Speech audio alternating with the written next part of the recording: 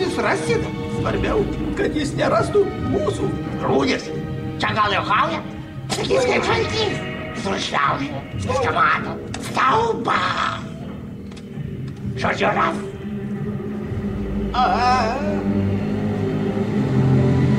Aldo, varėsi čia. Neužstok horizonto.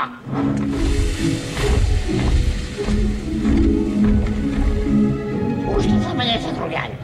Bet šiaip labai skanu. Tai tu, reiškia, gyveni vienas. Be rūpešių, neturi įsipareigojimų. Neturiu. Ir taip gerai.